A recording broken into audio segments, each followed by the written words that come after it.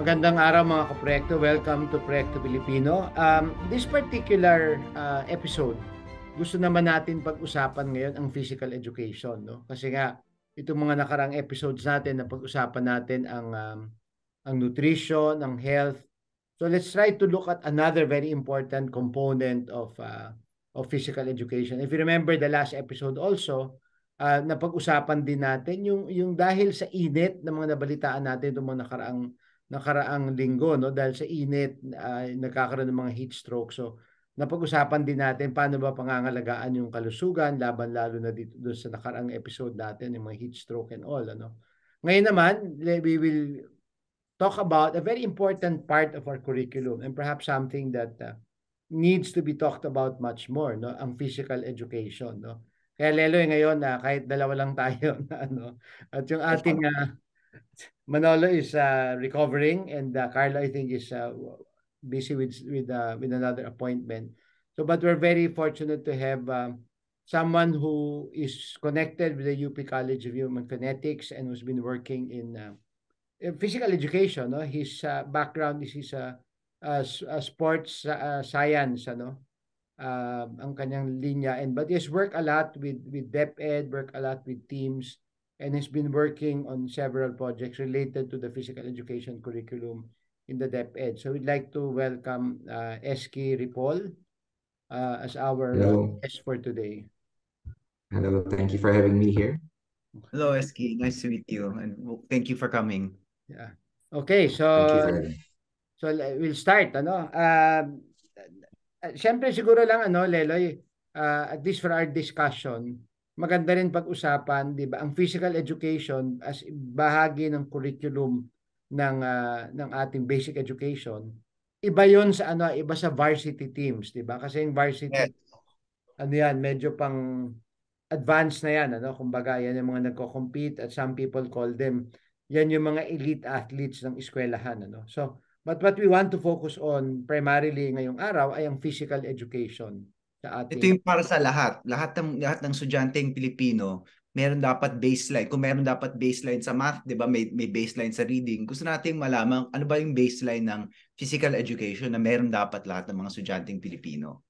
Correct, oo. Tsaka 'di ba, ano rin, mahalaga rin, Leloy and Eski, na lalo na itong ano, no, itong nakaraang 3 taon ng pandemya, 'di ba?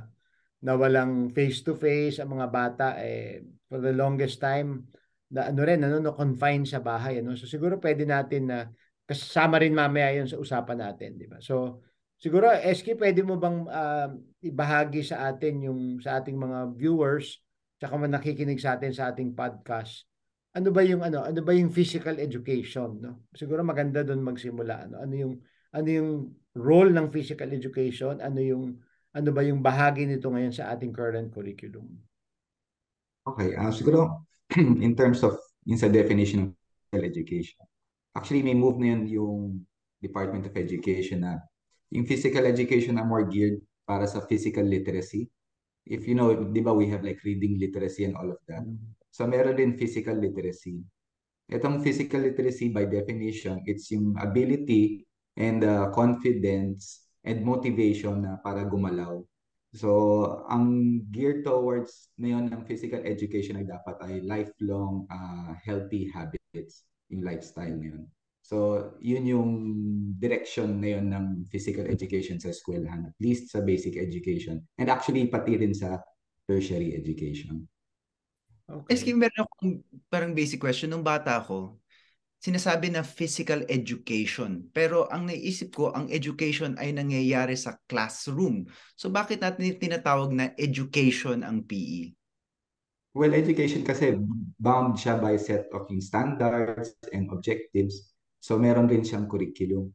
So, in terms of education, kasi dapat malaman mo rin, it's not just to be able to move, but is to understand movement. So, kailangan maintindihan rin mga bata na bakit sila gumagalaw, bakit kailangan gumalaw, yung sa importansya nito sa katawan natin at sa buhay natin din. I think that's a great place. That's the next, you kind of asked the next question already. So, bakit ba natin kailangan gumalaw at ano yung naging epekto ng pandemya dun sa ating paggalaw? Oh, well, yun. So yung questions parang kung ano yung naging epekto ng pandemya, no? Yung sa ating sa paggalaw. Well, Okay. siguro bakit ba dapat tayo gumagalaw? Ano yung Okay. purpose din para sa atin? Well, Yung I next guess question. siguro man established naman yung research na yun na, for health reasons, kailangan talaga gumalaw. Actually, may findings yung World Health Organization na minimum requirement ng sa mga bata up to around 18 years old is kailangan gumalaw, moderate to vigorous activity, 60 minutes a day. So every day yun. And this is for health purposes to avoid yung mga chronic diseases such as diabetes, coronary diseases, COPDs and all of that. So, and other health reasons, as well as also mental health reasons. Kasi sinasabi din, based sa mga research na sinasabi, na physical activity also promotes, if you're gonna go scientifically, di ba, it releases certain hormones, yung parang happy hormones. So that also help you manage your mental health in that sense, to be able to stabilize those hormones and be able to respond to different situations. So kung related to that, no, kung ganun yung movement, sa moderate to intense, Moderate to vigorous. Yeah. vigorous, pwede yung lakad-lakad lang, ganun, di ba? In other words, yung certain activities na pwede encourage sa bahay, for example, Yeah. kasi kung 60 minutes a day, um, hindi naman magagawa siguro lahat ng eskwelahan yon, So pwede Yes. mga activities sa bahay, Pwede, actually. Ito para sa mga bata, di ba? So, syempre, iba yung requirements sa mga mas matanda. But sa mga bata, kailangan moderate to vigorous. And hindi naman kailangan 60 minutes na diretsyo.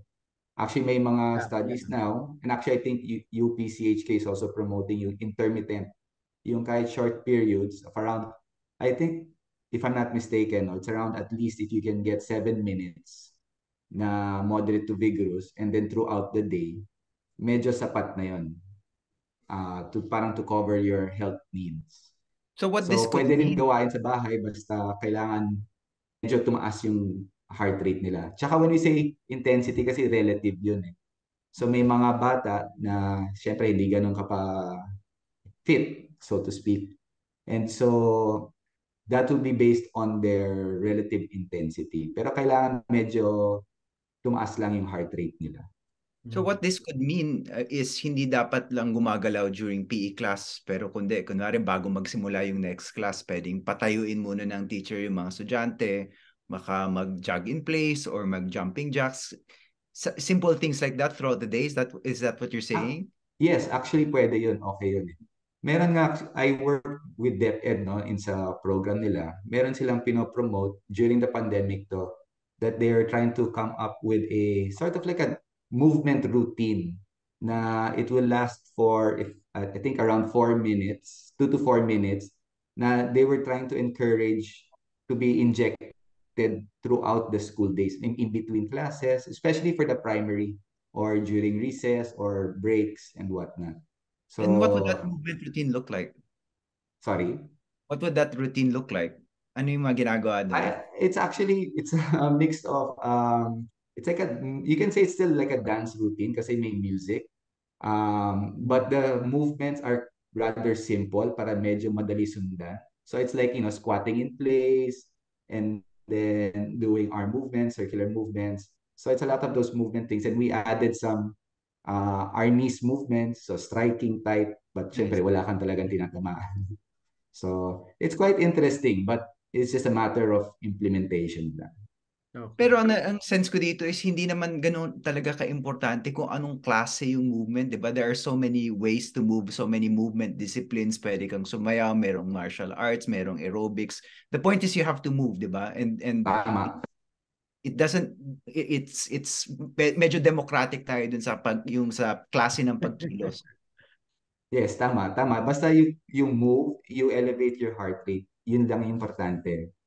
So, but syempre, in physical education, aside from moving, kailangan mo sana maintindihan kung bakit ka gumagalaw and to understand those concepts. So, very concept-based na yun dapat yung physical education. Okay, okay. Nabanggit mo kanina, Eski, na ano no, it's promoting a healthy lifestyle, ano. Yes. So, ang PE is healthy lifestyle through physical movement. Meron bang bahagi ng PE na pinag-uusapan ang nutrition, pinag-uusapan ang psychological health? Meron bang ganon in terms of the curriculum, ano, ng ating basic education curriculum natin? Yeah.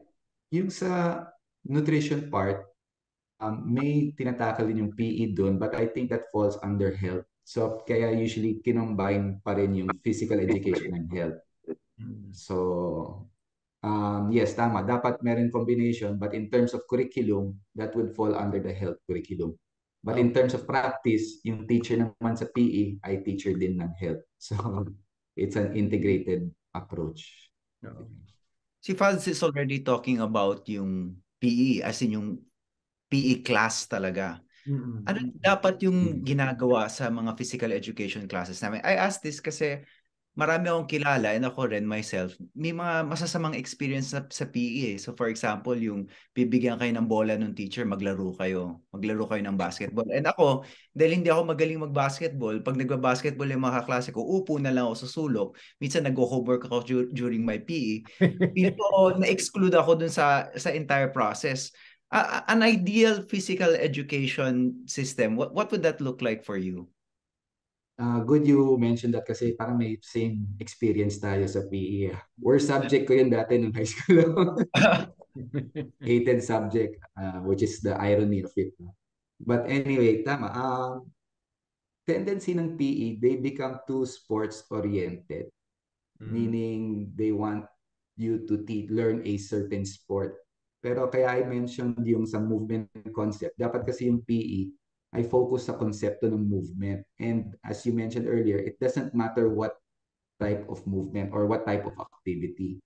Pwede siyang sports, pwede siyang dance, pwede siyang parang Philippine Games, or any type of movement. So dapat, para sa akin, yung PE revolves around yung pagturo ng concept. Maybe to give it more as an example, one first is yung type of activity must be inclusive, meaning dapat lahat ng bata ay involved. Okay? And then for your example, let's say basketball. So instead of teaching just dribbling or shooting, the concept there is to be able to appreciate space, yung spacing ng bata.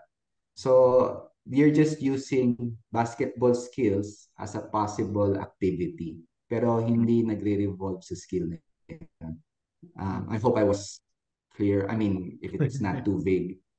But yun yung idea na siguro to put it into 3 principles, it's that it should be fun.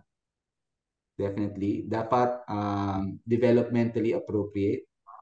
And in order for it to be fun and developmentally appropriate, dapat in a PE class, walang nakaupo na nag-aantay na ang turn niya para mag-shoot ng ball or anything. So as much as possible, since very limited yung time sa PE, dapat everybody's moving at the same time. So maximizing that time. So yun. I hope I answered your question. Based on the current curriculum, kasi parang ang balita ko, 'di ba, magkakaroon ng epekto to kung mapasa yung ROTC bill and all that. But based on the current curriculum, ilang oras sa isang linggo nakaalat sa PE, sa basic education? Alam ko sa primary education, nasa 40 minutes lang yata. And then a week. And then for high school, I think kasi yung PE and health combined, you have maybe 1 hour and 20 minutes a week. I think if that hasn't changed yet, I'm not sure. Pero yun, so definitely hindi siya sapat, I mean, curriculum-wise. In terms of the hours to comply with the 60 minutes per day. Yeah. So kulang, ano? Yeah, Leloy, go ahead. I wanted to share sana yung experience din kung bakit ayoko rin yung PE nung high school. Ngayon, actually, I love physical education. In fact, my post-retirement job, I want to be a trainer. That's how much I love physical education. And yung kwento ko dito is naalala ko nung high school sa PE, kahit anong gawin ko, hindi ako nag-i-improve kasi walang curriculum. And then in my late 20s, I discovered strength training and napaka-linear nung initial progress. So, You lift a barbell, 5 sets of 5 reps this week. You add 5 pounds to the bar next week, and then you slowly improve. And then you realize it's just about showing up and it's about acquiring strength as a kind of skill. And then I realized, hindi naman pala ako lampa. Wala lang akong programa ng improvement. And for me, it was the barbell that taught me that I could improve physically. Kahit na akala ko I was such a nerd when I was in high school and that I would never improve physically. And I wonder, I mean, you can't put a barbell in every classroom, but I wonder how we replicate that experience of every week you show back and meron kang konting improvement at dahil meron kang konting improvement, I mean, in resistance training, it's called progressive overload, right? But how do you recreate that for students so that they have a sense na if I keep showing up, things will get better? Actually, good, no? Kaya dapat yung physical education now with that curriculum, it's critical yung using the assessments. Siguro I'd like to add on to that kasi it's not just the fitness levels that you measure. So it's also the understanding. That's what I mentioned about movement concepts. So parang gano'n, no? So dapat yung assessment or evaluation or yung feedback sa bata is describing to them na ito yung strength levels or ito yung fitness levels mo, whether it be strength, yung stamina or cardio, flexibility. Ito yung level and then you measure later on to another level. But I'd like to add to that na kasi when you talk about concepts kasi we're also trying to teach the kids to be more critical in their thinking. So when we say critical, hindi lang, I'll give an example na lang, going back to basketball since doon tayo nag-umpisa. So it's not, so you can assess, evaluate them on how well they pass the ball. Okay? And I'm just using basketball as a context. It does not even have to be a basketball skill. It can just be passing any ball and using different forms. But ang importante is how the child or the learner understands when to pass the ball, why to pass the ball. So yun yung understanding that concept. And for the teacher to be able to give this feedback, usually we use rubrics to just evaluate their system. So pwede sabihin, you'll be able to understand the concept. They know when to pass the ball and why to pass the ball. And that's good because we know for skill development, it takes a long time. So parang ganun, di ba? When you develop strength, you look at a number of weeks. But may some kids na it will take some time because only through repetition that they'll get the skill. So in a PE class in 1 quarter, hindi man gagaling sa basketball yan in 1 quarter, di ba? Pag shoot ng bola, parang imposible yun. But yung understanding, I think they will be able to pick up and you can break it down to simpler concepts. So parang yung bata, instead of just learning how to pass the ball, there's a skill element, but you can grade them, so to speak, on understanding, ipapasa ko dito dahil open yung kakampi ko. So you can actually evaluate that and they'll also appreciate that better because now they understand the purpose behind that passing the ball. So you're measuring both the cognitive and the physical aspect. Right. Yeah. But that's why minsan naisip ko parang yung strength is in a way a kind of easy proxy dahil ang dali ng sukatan mo. Yeah. Kasi yung push-up tumataas, the weight on the bar tumataas. Pero yung problema ko, sometimes when people think about what's appropriate, maraming natatakot sa strength sports sa Pilipinas. Sa tingin nila hindi appropriate para sa mga bata. But then if you look at somebody like Hidelin Diaz and yung mga train nila ngayon, kita niyo yung Instagram nila, mga 7-year-old kids nagsa-snatch na, nag-clean and press already. And correct me if I'm wrong, should we rethink our relationship to strength? And I really think Filipinos should focus on strength a bit more. Not that that's everything, right? I mean, our national hero, si Jose Rizal, meron siya mga carvings of people bent pressing dumbbells, maybe a fourth their body weight.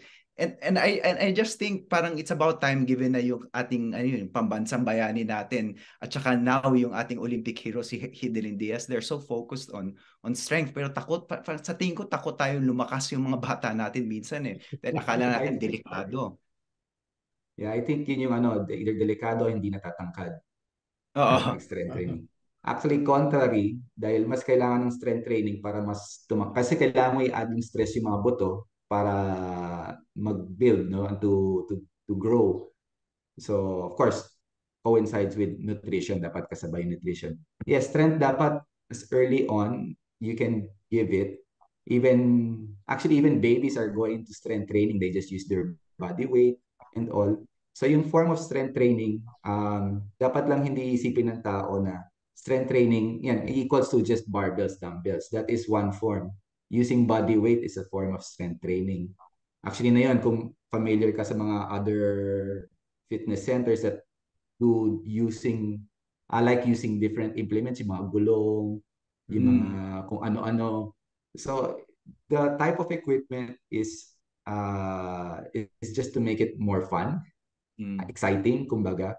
Pero definitely strength training is all throughout. Yun lang sa bata, it's not as structured as like ngayon, di ba? Pwede tayo sumunod na 5 sets, ganitong exercise. For the younger kids, especially sa mga grades 1 to 4, it's more in the concept of play. Pero pwede rin strength-based yun. Push-ups and all. Crab crawls, yung wheelbarrow, I'm not sure kung ginagawa yung bata, yung hawakan mo yung bat. Sometimes not too safe, but those types of strength activities pwede gawin and can be converted sa play. Pero let's just clarify for yung mga parents na nakikinig, hindi papandak yung mga anak natin kung palakasin natin sila. At hindi magiging She-Hulk yung mga babae nating anak kung palakas sila, di ba? That's correct. Yeah.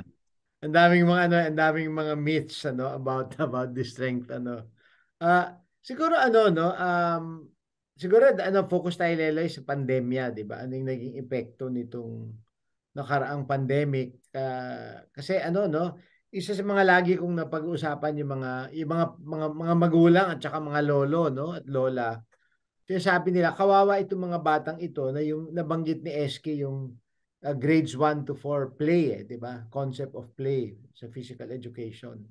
Pero ang dami nga nagsasabi mga magulang, mga lolo na lola na kawawa itong mga bata na ganung edad, yung mga 6 years old, 5 hanggang mga 7, 8 na dumaan sa 3 taon ng pandemya na walang masyadong physical activity, especially with other kids, Dahil nga 'di ba naging strict yung lockdown lalo sa mga una mahigit 1 taon, So ano ba yung situation natin Eski ngayon diyan, Meron actually, wait may report na ginawa. There's this group, silipin ko lang saglit lang andito. It's called the 2020 Philippine Report Card. So actually this is prior pandemic, but you can only imagine kung ano nangyari sa pandemic. It's a physical activity for children and youth. This is an organization called Active Healthy Kids Philippines. Meron siyang international counterpart. So it was spearheaded by mga co-faculty ko sa UPCHK.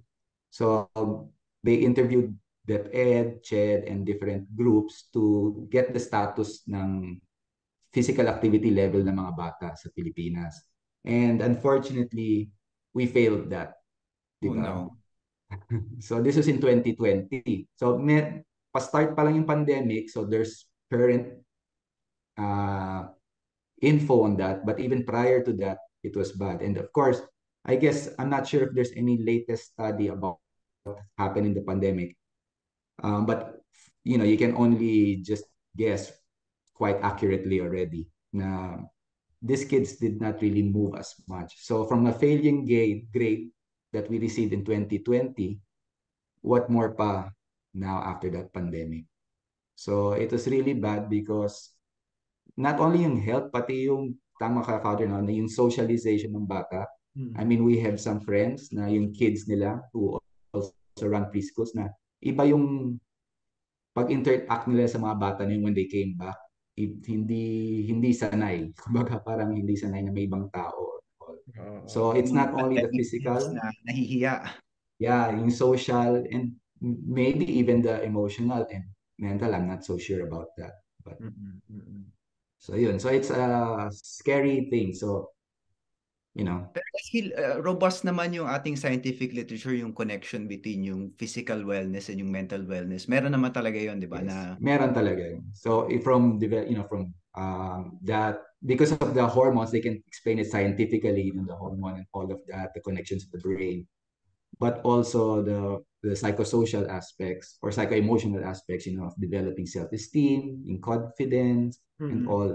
That's all been well established back then pa, and still up to now. Sa bullying, may effect ba ang physical activity or yung physical socialization ng mga bata to reducing bullying? May ganun bang klaseng literature?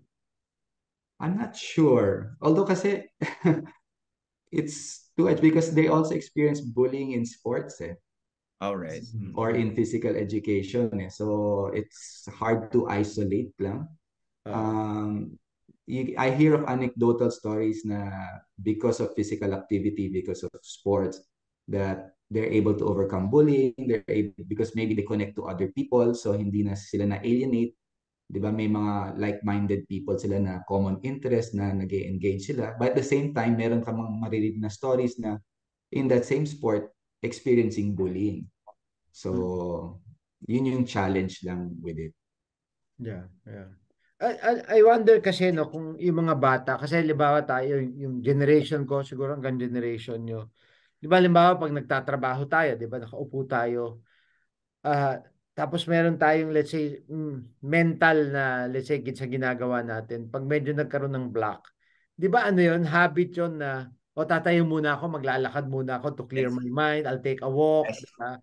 I wonder kung kung naano sa mga bata 'yon Kasi okay, tutumbukin na natin yung isa pang yung isa pang bahagi na siguro kailangan natin pag-usapan dito. Kasi 'di ba ang mga bata ngayon gadget 'di ba? Yun. Trabaho sila pagka 'di ba pag Leloy pagka ano 'yan, pagka medyo gusto ng break maglalayo ng gadget, hindi yan ang physical activity lang yung daliri, 'di ba? Ah, may studies ba ganun, Eski, na kasi ako, 'di ba? I'm sure Leloy, Eski, pag medyo naipit tayo sa trabaho, nagsusulat tayo, nagbabasa, tayo muna sandali, 'di ba? Lakad-lakad, 'di ba? Sa mga bata parang baka ang break ata nila, tingnan muna yung gadget, 'di ba? Or whatever. Are there Kung may studies negative about effect. that? I haven't seen any, but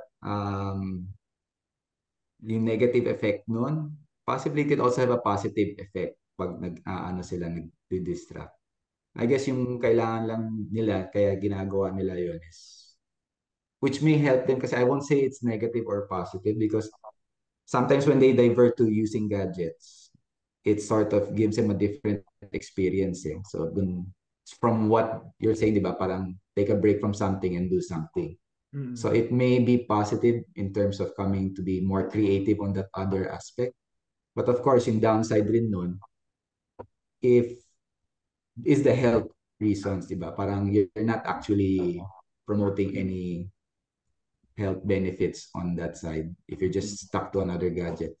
Challenge during the pandemic is if they were in one and just moving to another gadget, the mind might not be able to rest in terms of, especially, I think the doctors can say more, but the input coming from the screen and then you just go into another screen, it's not really resting your eyes or your brain from that.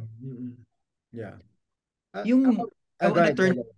I wanna turn naman now to yung parents, Eski, kasi important dun sa paggalaw ng mga bata, not just yung relationship nila with yung teachers na in-encourage sila gumalaw, pero yung mga magulang nila na dapat in-encourage din sila gumalaw. Ano yung mga pwede nating sabihin sa mga magulang who are trying to, maybe you tell them, they say, I want to model better movement behavior for my children. What can we tell these parents? Well, interesting. I have a friend, and so their child is, active into sports, and they at one point in time, they have another child that's not so active. So sabi ko lang sa kanila, even the child who's being active, so the sibling, um, has found inspiration or motivation from other people, his peers, friends. Pero yung other child who does not seem to be as motivated, sabi ko lang sa kanila, to the parents is that, you just have to play with your kids, di ba? Enjoy some time. Ako, even though if you just, set a day, 1 day a week, kahit 30 minutes, try to make it religious, I mean, at that time, exactly at that time. Then you go out and look for an activity that you can that you can all enjoy. Um, Never mind so much if it's vigorous, moderate, or all of that. As long as it's something that you're doing physically, it's an physical activity, then pwede. Actually, that would be the best. And then from there, you try to just encourage that. And the child also has to see that yung parents then are serious about it. So you yourselves also have to engage in a more regular physical activity program. Doesn't need to be going to a gym. It could be just being physically active lang. So What yeah, are tama what are ka. So examples? model it and What are these examples of activities na pwedeng gawin ng mga magulang at kanilang mga anak? ako, well, like you said, no, I mean, you can do, if you're stuck at home, if you're limited in a confined place, you can do a lot of, I like doing Philippine games type. Like habulan, touch taya, hide and seek. I mean, it could be those ways. If you have, well, kung meron kayong, may Itago mga lang Nerf natin yung guns mga and all of babasagin. that, you can play war games Itago or lang natin yung mga dance. babasagin sa bahay. Yun lang. Pero if outdoor, you can just go walking for one, simple, go to the park.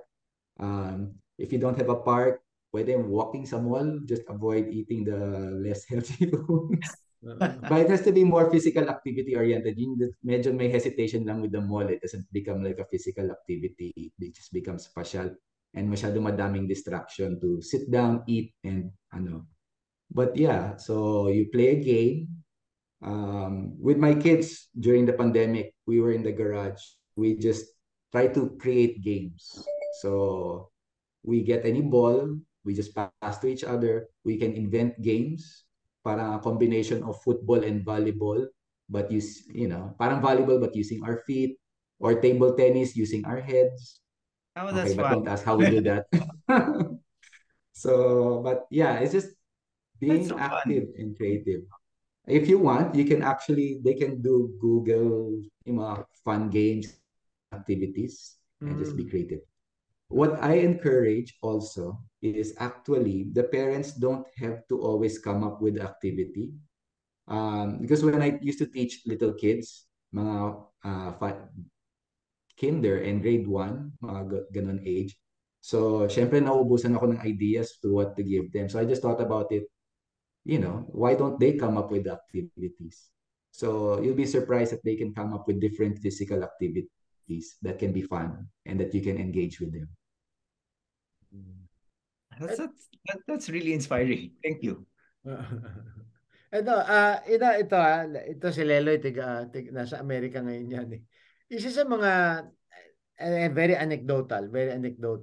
Kasi one time when Eski was doing his masters in Sydney, University of Sydney, there's a group of us from here, no, we wanted to put up some sports institute. So dumalaw kami sa Australia and we visited Australia Institute of Sports in Canberra sa Australia, no.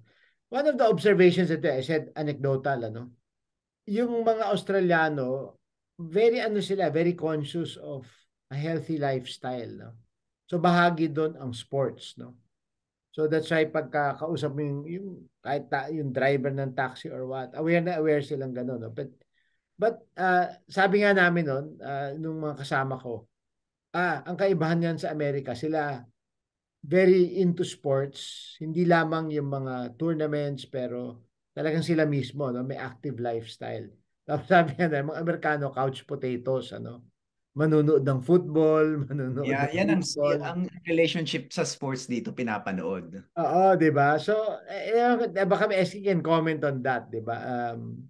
Of Yeah. course, anecdotal yung observation na 'yon, Pero 'di ba, Leloy, talagang spectator sports, 'di ba? Yun yung Kasi siguro madagdag ko lang, kasi andun ang negosyo, 'di ba? The more Yeah. eyeballs you have watching, the more profitable siya. Anyway, maybe pwede mag-comment si Eski kasi nabanggit niya at the start na ang physical education talaga is promoting a healthy lifestyle. Yeah. Yun, it was in our class dati when I was studying in Australia, sociology, about in sports and all of that. And I think yung difference, I'm just paraphrasing and putting in my own words is, kasi I think in Australia, and most, I guess, British type colonies, para siyang community type activity. So kaya importante sila yung mga park and all. And that's where they all get together, usually weekends and all. Na they come together, either as family, friends, and all, and they like to play activities, to play sports and activities together.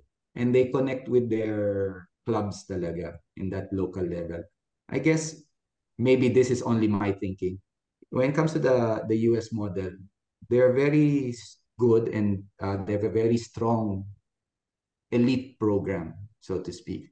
But I think what they lack is yung community type of programs, the grassroots. And that's also the difference in Australia. They have a very strong grassroots and only recently developing their elite program. When I say recently, in the past 20 years lang. So, yun. So I guess pa rin sila. Tayo, I think we have that benefit because we're family oriented. So sila, it is more community. They talk about it when you go to their pubs, they talk about sports, but then at the end of the week they also play the sport that they're talking about. So yun. So how to Actually, build that community is a very good you see it, question. you see it even in colleges sa mga break, kunwari, naalala ko sa Ateneo dati, pag break, pumapasok lang kami sa org room, tapos yun na yung ginagawa namin para tumambay. Pero the moment I started doing grad school ngayon in Australia, nakita ko na pag on break yung mga students doon, nagpapasahan na ng bola yan usually, or nagsisipin na ng bola. So that's something they do in their downtime. So actually may cultural element talaga ito, no? Yung physical activity. What can we do culturally to kind of encourage a culture of movement in the Philippines? I wish I had the answer to that question. It's Hindi, the pero same, ano, I no? don't know. Uh, But it has to start with the school. I feel, yun nga, I mentioned sa Australia, they're very community-based, club-based, but their school program in terms of promoting physical activity is lacking. But I think they're making a lot of changes now. Pero tayo, I feel, yun yung strength natin eh. We're very much, at least the kids, diba? They all tend to go to the school and gravitate to the school, and they spend a lot of time in school. And that's where we can really promote sana yung physical activity, health, lifestyle. But that's where it's lacking. And I feel dito, it just sometimes becomes too elitist. I mean, it just focuses on the best of the best. So Yun. there's too much of an early selection of Yes. athletes at a young age. Yeah. Parang masyadong ginagawang professional type or collegiate type yung basic education sports program or physical activity program. So I think that for me, this is my belief that if we can change the practice in schools to be more physically oriented, to be physically active, then I think we can create that culture. Because when you go down to the urban areas, diba, I mean, there's really no park.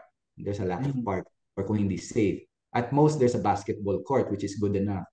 But, Saka na, excuse you me, know, basketball court sa kalye. Nasa kalye. yan, oo. So, there's not much safe places, kumbaga. But the school supposedly is that safe place, that safe learning space.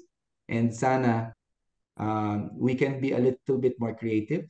Maybe it's too much to ask that we have more PE time in the curriculum, because that's a lot of discussion. But there are efforts, to promote after school, be more physically active within.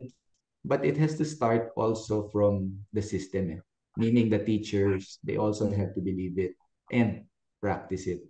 Kasi parang Diba? afterthought na lang sa curriculum development natin yung PE, di ba? Parang hindi siya part of Parang, parang tinitrato natin na halos extracurricular na kaagad to Oo, begin. oo, correct. Oo. yeah. Kasi Yeah, parang, parang sinasabi lang Leloy, 'di ba, Eski na. Hindi kailangan 'to, 'di ba? Lahat ng curriculum sa buong mundo may PE. So mag-PE tayo, 'di ba na. yeah, parang, nandyan na yan eh, parang PE lang yan. Oo, Um, yeah.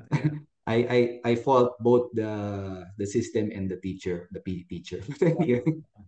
No, but But I like what Eski, what Leloy said na yung I remember na nag-graduate school ka nga pala Leloy din sa Australia, no.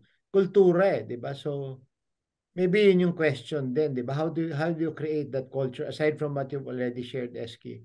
How do you create that culture, ano? Kasi looking back now, I remember nung 1995 na when I started working in the high school.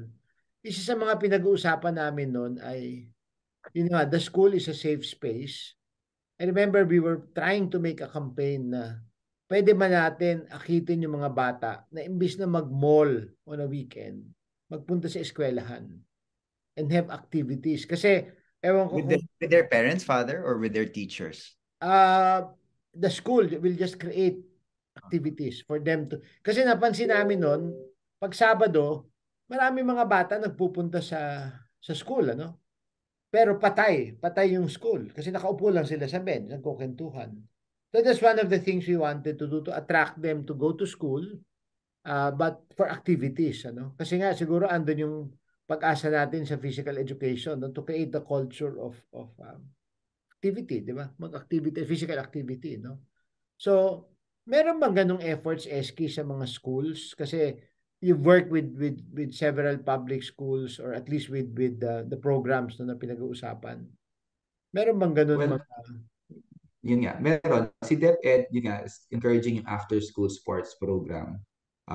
That's one.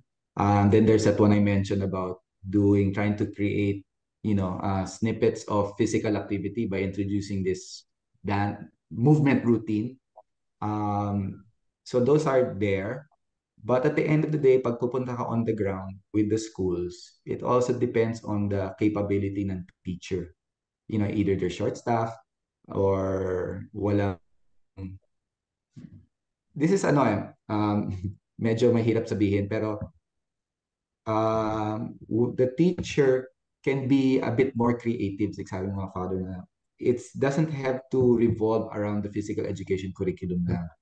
Now, it's just trying to be more creative in coming up with activities. But they're also burdened. It's hard to demand from that because they are assessed based on the output sa PE curriculum.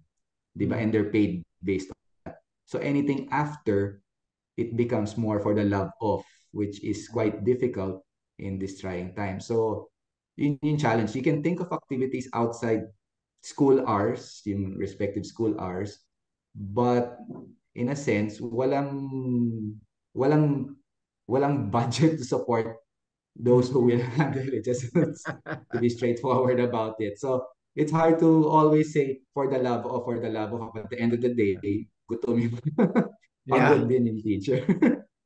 So, Diba? so I think Yun Yeah, yung so I think challenge. may element din dyan na kung for the love of tayo, kasi sometimes it's absolutely required, is that we adults, we should stay physically fit also.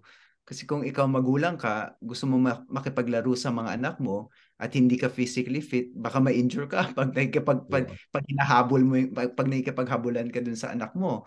Or kung guro ka and hindi ka physically fit, masyado kang pagod para mag-calisthenics or mag-movement routine with your students. So I guess just to shift the conversation a little bit, paano naman natin i-encourage yung mga matatanda, yung mga nakakatanda? Ano naman, Leloy? Adults. Adults, na i-model yung physical health para sa mga kanilang mga anak at para sa kanilang mga estudyante. Yung sa mga teachers, kung Para paano sa nila... teachers at saka para sa parents, para diba? tayong mga Parents. adult, what can we do to model good physical education para sa ating mga estudyante at sa ating mga anak? Yun nga, sabi ko na the teachers have to be doing it regularly. And I think dapat allowed ng system for them to actually engage in physical activity also. I've parang yung teacher dapat ay they should have a program within also for faculty, for teachers na that's also focused on physical activity. So I know some private schools do that. They encourage yung mga teachers nila, faculty na to be engaged in physical activity. In effect, I think there's a model in Japan that well, maybe not teachers, but more for their employees, is more corporate, na it's parang part of the work hours nila, a certain portion. Hindi naman yung buong 10 hour, 6 hours working out ay cover the employee. But parang may sort of incentive, ganun. And not, I don't say incentive in terms of cash or monetary, but incentive in terms of providing time, providing the support. In one private school where we used to work, that's what they did also sa high school, na they're also promoting their faculty to engage in that activity. But yun nga lang, so it's just about yung managing, yung being busy, attending sports, but at the same time providing them yung time to be able to engage. Yeah. So yeah, it has to be personal, dapat motivated yung teacher.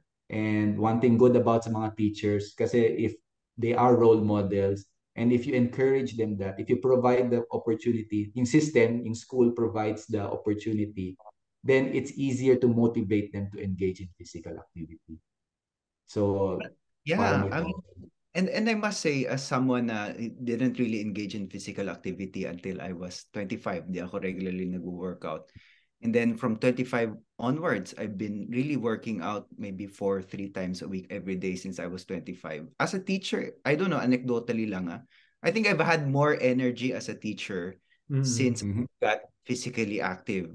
Of course, kung sumobra, mapapagod ako sa classroom. Pero yeah. pag natubo ko yung tamang level lang ng physical activity, I think I'm a better, more energized teacher. So I don't think it has to be a zero-sum game na nag-physical activity ka, pababasan yung oras mo para magturo. That's not the way to think about it. Parang physical Correct. activity done in the right dose improves everything. Correct.